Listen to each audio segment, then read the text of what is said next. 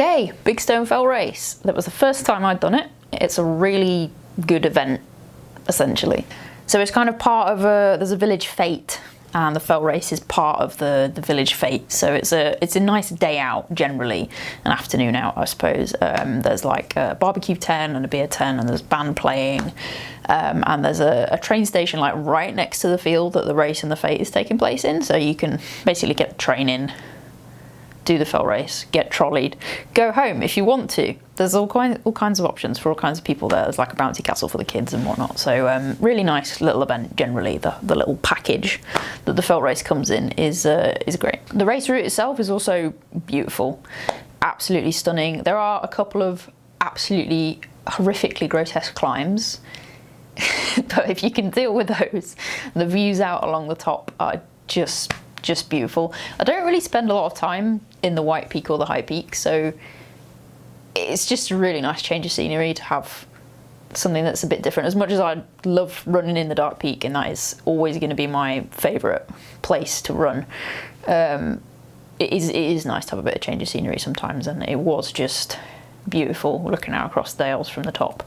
Really pretty race route. So if you're up for an AS category fell race, highly recommend Big Stone. I would not be surprised if it ends up in the British or English Championship rotation at some point. It's I feel like it's got all the hallmarks of a champs race, and there was quite a high level field there this year. I think there was like a team championship thing going on, and I think it was being used as a junior championship race. The junior race was separate, so the under 20s were running with the seniors. I think can tell I pay attention to things, but all the younger lot had their own race, but I think it just generally meant there was like a fairly high level field there, unusually for a relatively local race. However, I might be completely wrong, and maybe all the really good people go to that one every year. I think it's only been running 2 years. It's a very new one. In terms of how my race went, it's not the sort of route that I gel very well with, particularly at the minute. My downhill has got better, but it's still not good. I was pretty much at the back. I was only about 10 people from the back, I think, which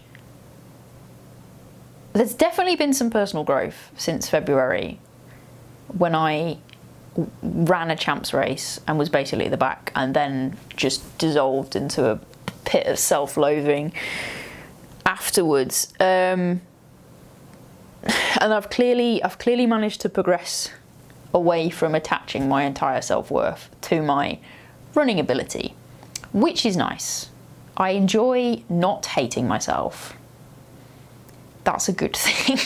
It was nice to not really give a shit about being at the back. That kind of route is just not really in my comfort zone or my kind of optimal performance zone at the minute.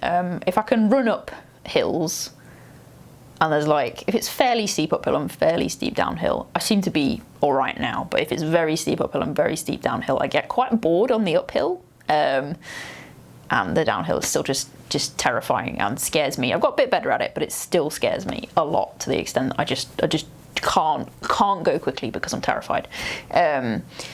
So that's still something to work on. There's still a lot of work to do there, but I don't seem to be that bothered about the fact that I'm just a back of the pack runner for those kinds of races at the minute, which is nice. Like I'm just enjoying myself a lot more at the minute.